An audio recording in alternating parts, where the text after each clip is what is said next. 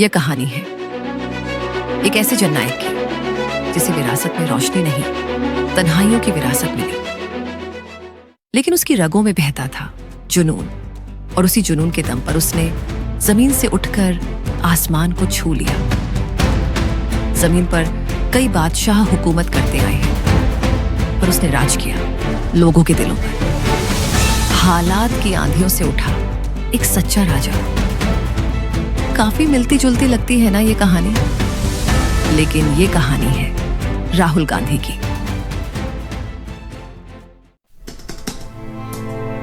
दिल्ली, 19 जून 1970।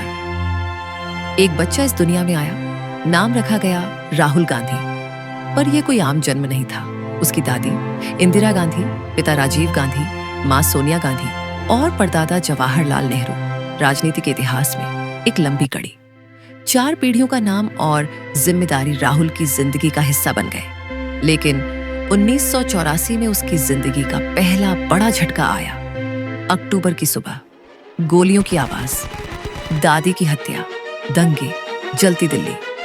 सिर्फ 14 साल का राहुल बहन प्रियंका के साथ डर और सन्नाटे में बैठा। कुछ महीनों बाद उनके पिता राजीव गांधी देश के प्रधानमंत्री बने। एक सामान्य पिता अब देश के सबसे ताकतवर पद पर थे। लेकिन नियति ने एक और गहरा घाव लिखा। वर्ष 1991 में चुनावी रैली के दौरान एक आत्मघाती हमले में राजीव गांधी की भी हत्या हो गई। उसने पहली बार जाना कि राजनीति केवल भाषण और मंच नहीं, यह जीवन और मौत का खेल भी है। दादी की हत्या और दिल्ली के दंगों के बाद राहुल का बचपन डर और सुरक्षा के बीच बीता। यह समय उसे जीवन की कठिनाइयों और धैर्य की सीख दे गया। बाद में उन्होंने विदेश में पढ़ाई की। सबसे पहले हार्वर्ड विश्वविद्यालय में दाखिला लिया, लेकिन सुरक्षा और निजी कारणों से रोलिंस कॉलेज, फ्लोरिडा में स्थानांतरित हुए। वहां से उन्होंने बीए इन इंटरनेशनल रिलेशंस की डिग्री हासिल की। इसके बाद उन्होंने कैम्ब्रिज यूनिवर्सिटी, यूनाइटेड किंगडम से एम.फिल इन डेवलपमेंट स्टडीज की पढ़ाई की। विदेश में उन्होंने अपने नाम को बदलकर राहुल विंची रखा, ताकि एक आम छात्र की तरह जीवन का अनुभव कर सके। किताबें पढ़ना, दोस्तों के साथ वक्त बिताना, बाइक चलाना और स्कूबा डाइविंग जैसी गतिविधियों ने उन्हें स्वतंत्रता, साहस और आत्मनिर्भरता सिखाई।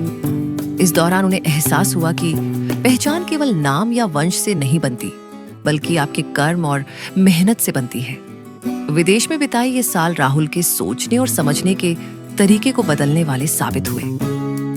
उन्होंने राजनीतिक और सामाजिक मुद्दों की समझ भी विकसित की, जो उनके भविष्य के नेतृत्व के लिए महत्वपूर्ण थे।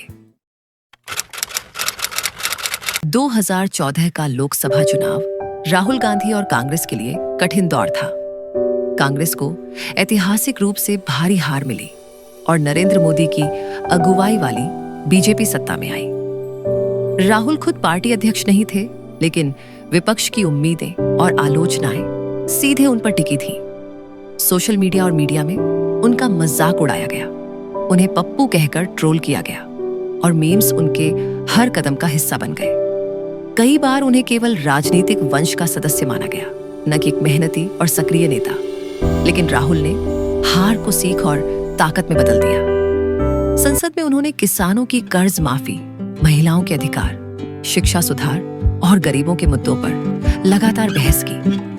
इस दौरान राहुल ने पार्टी के युवा नेताओं को भी एकजुट किया और उन्हें सक्रिय राजनीति में शामिल किया। इस दौर ने उन्हें यह सिखाया कि राजनीति केवल सत्ता या नाम का खेल नहीं है। सच्चा नेतृत्व वही है जो आलोचना, हार और चुनौती के बावजूद जनता के लिए काम करना जारी रखता है।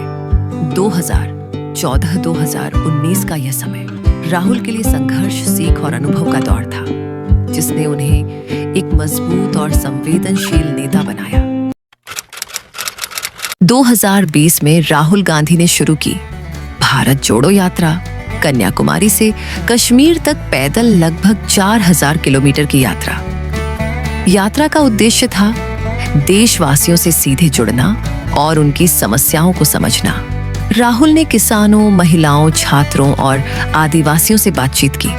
उन्होंने सुनी उनकी कहानियां, कर्ज, बेरोजगारी, शिक्षा और स्वास्थ्य जैसी परेशानियां।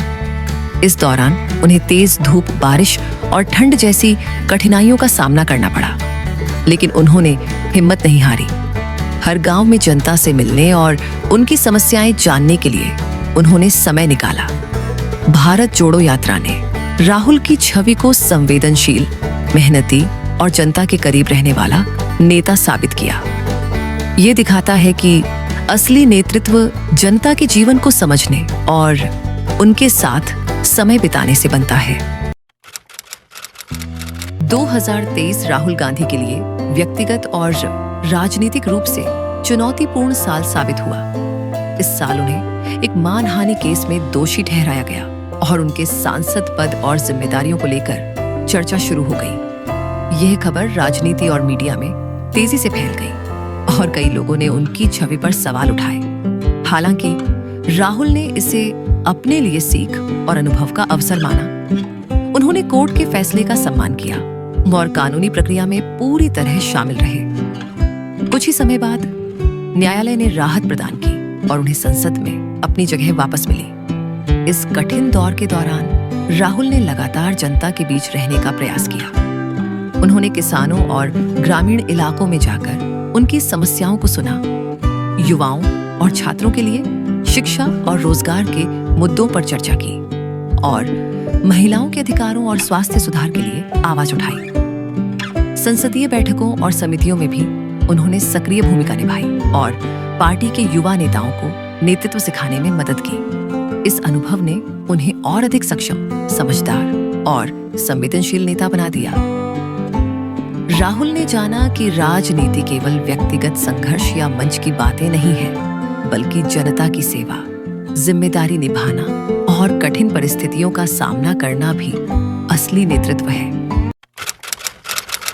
2024 का साल राहुल गांधी के राजनीतिक जीवन में एक नया मोड़ लेकर आया। उन्होंने रायबरेली और वायनाड दोनों सीटों से जीत हासिल की, जो उनके परिवार और राजनीतिक इतिहास के लिए हमेशा खास रही है। रायबरेली उनके पिता और दादी की विरासत रही है, जबकि वायनाड ने उन्हें दक्षिण भारत में भी मजबूत समर्थन दिया। उनकी जीत केवल चुनावी सफलता नहीं थी, बल्कि यह साबित करती है कि जनता का भरोसा और मेहनत ही सच्चा नेतृत्व बनाती है। इस दौरान राहुल ने युवा नेताओं के साथ मिलकर नई रणनीतियां तैयार की, सोशल मीडिया पर सीधे जनता से संवाद किया और विभिन्न जनसभाओं में ग्रामीण और शहरी समस्याओं पर जोर दिया। राजनीतिक मंच पर उन्होंने किसानों, महिलाओं, छात्रों और गरीबों के मुद्दों को उठाया। इसके साथ ही उन्होंने विपक्ष की भूमिका निभाते हुए सरकार की नीतियों पर सवाल उठाए और जनता के हितों के लिए आवाज बुलंद की। राहुल की कहानी दिखाती है कि असली नेता वही है जो हार और आलोचना के बाद भी आगे बढ़ता है, चुनौतियों का सामना करता है और जनता के बीच सक्रिय रहता है। यह समय उनके लिए अनुभव, सीख और नेतृत्व को मजबूत करने वाला साबित हुआ। राजनीति और जीवन में जीत केवल पद, नाम और वंश से नहीं आती। जीत उसी की होती है जो हार के बाद भी चलता रहे। राहुल गांधी की कहानी सिखाती है, गिरना जीवन का हिस्सा है, उठना असली ताकत है। हिम्मत, जिद और सफर ही असली नेतृत्व बनाते हैं। हर असफलता में छिपा होता है अनुभव और सीख।